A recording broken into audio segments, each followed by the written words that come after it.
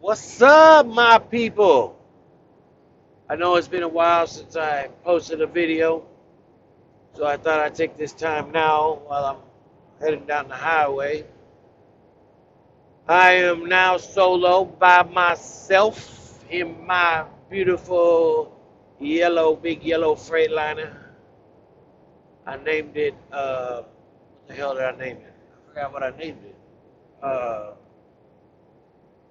uh, well, whatever. Anyway, so that, I did that week with my fellow student training. It was a trying week, I'm not gonna lie.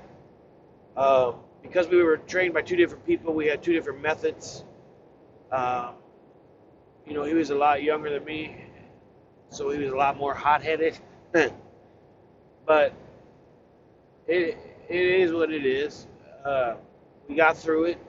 Now we're both solo. I'm on my way to Pennsylvania. I'm kind of nervous because I'll be driving in mountains, and I didn't get any training in driving in mountains. I had hoped that they would send me um, east while I had a trainer so that I could learn how to come down these mountains, go up these mountains, come down the mountains. Um, but I didn't, so I'm gonna have to figure this all out on my own, which is fine. I don't mind. I mean, it's scary and nerve wracking, but at the same time, I just got to do it. Um, you know, I've seen a lot of stupid things out here. Uh, Last week we were driving. I had to go to Texas, and which I was excited and happy for. Get out of Midwest, or yeah, get out of the Midwest, cold, and got to go in the South for a little while. Um, that was pretty cool. Going through Missouri, we hit a bad snowstorm and ice storm.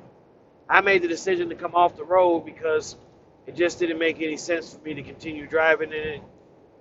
As soon as I heard the ice hitting the truck, I knew that it was going to be nothing but bad. Being from Minnesota, northern Minnesota, you come to learn to listen, and that's what I did. So I came off the road, uh, pulled into uh, Walmart. It was the only place that we could park, so I called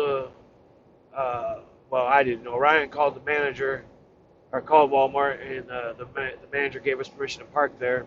She understood that it was a major snowstorm and understood that there was nowhere to park.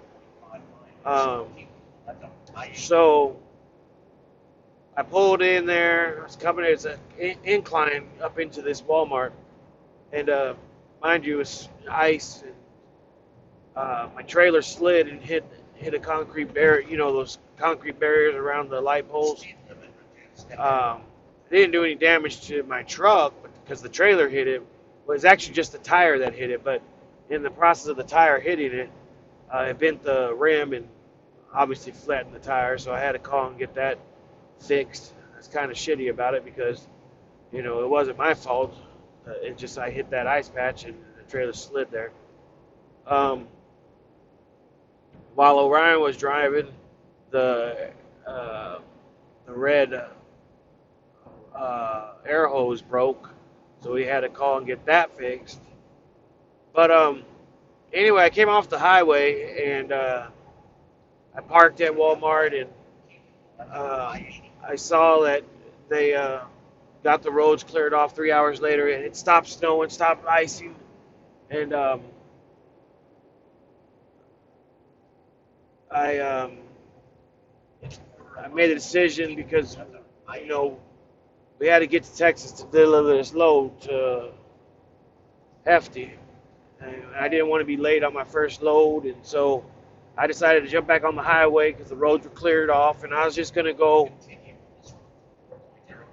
another, 200 miles or whatever, and run the clock out. That's what I did.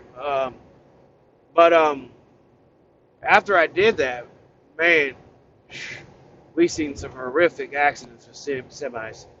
One accident in particular, I don't know if they lived or died or not. The two trucks were mangled together, and on top of each other on the side of the in a ditch. Um, I pray that the drivers were okay, but reality is more than likely they were, if not dead, in the hospital. Then we seen another accident where the trailer was actually cut in half. The other semi must have hit it hard enough to where it cut the trailer in half. But that just goes to show you that you got to come off. You got to know when to come off the road. You know, you don't have to be a super trucker. You don't have to be keep up with the other drivers. Because a lot of these drivers that you see, they've been driving for a long time. But I don't care how long you've been driving. Stupid is as stupid is. Um, if it's icing, you're driving an 80,000 pound vehicle most of the time. Uh, you got to come off the road. And because those drivers decided not to come off the road and they were going to be the super trucker, ultimately they paid a high price for it. Um, we delivered our load on time. Um, it was great. Um, Now I'm on my way to Pennsylvania, and like I said, I'm kind of nervous uh, because I've never driven the mountains with a semi. Obviously I've driven it